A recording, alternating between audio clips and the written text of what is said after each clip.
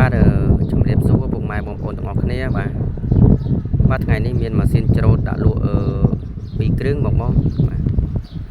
សិនច្រូតនឹង DC 105X 023បងបាទ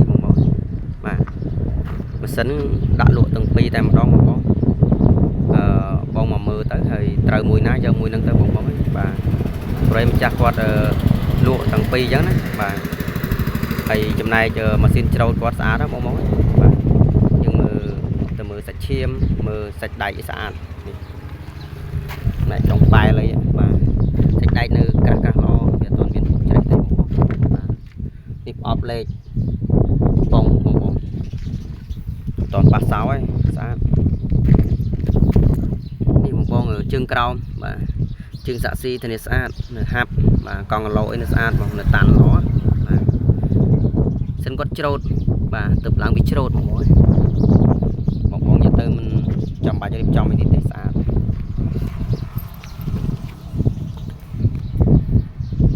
នេះចំណែកម៉ោងម៉ោងប្រើប្រាស់ចាស់គាត់ប្រើបាន1200ម៉ោងជាងបាទគាត់តំប្រើតិចតួចដែរបងនេះស្អាតសមរម្យបាទចំណែកសាច់តៅឲ្យស្អាតបងហើយបាទខ្ចីស្អាតបាទនិយាយទៅមកទូគ្រឿងក្រៅទាំងអស់បាទស្អាតអត់មានប៉ះពីអីទេបាទនៅស្អាតនៅស្មើស្អាតនេះជើងក្រោមបងបាទជើងទូសាក់ស៊ីនៅស្អាតបាទអត់មានតន់ប៉ះបាក់តន់មានអីទេបាទនៅស្អាតនៅហាប់បាទជើងក្រោមរួចកង់រួចបាទអត់មានទាស់តាណាទេបងស្អាតណាបាទនេះមួយទៀតបាទមួយទៀតដូចគ្នាបងស្អាតទាំងពីរបាទមកមើលទៅត្រូវមួយណាយកមួយហ្នឹងទៅបងបាទមកត្រូវទាំងពីរលក់ទាំងពីរ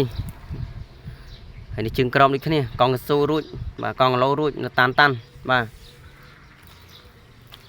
ស្អាតម៉ោងប្រើបានចលិះគ្នាទេបាទថា1000ម៉ោងជាងដូចគ្នាណាបាទចាស់តែមួយបងបាទនេះសាច់ដែកស្អាត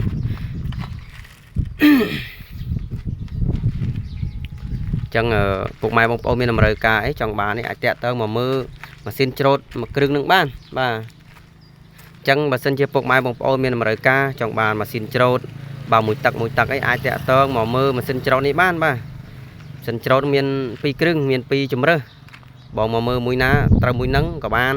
យកមួយហ្នឹងទៅបាទ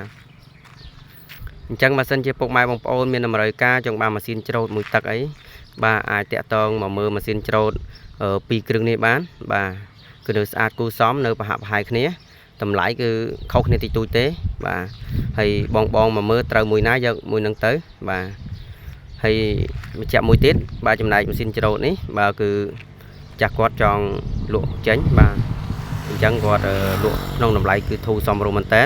ដោយសារម៉ាស៊ីនគាត់ទៅឡើងវាច្រូតដែរអញ្ចឹងបាទបងចាប់អារម្មណ៍ចង់បាននេះអាចឆាតសួរខ្ញុំអាចខលមកខ្ញុំផ្ទាល់បានបាទចំណែកខ្ញុំថតចែករំលែកជូនទៅកាន់ពុកម៉ែបងប្អូនតែប៉ុណ្នេះបាទហើយសូមអរគុណច្រើនបាទសូមជម្រាបលាបាទ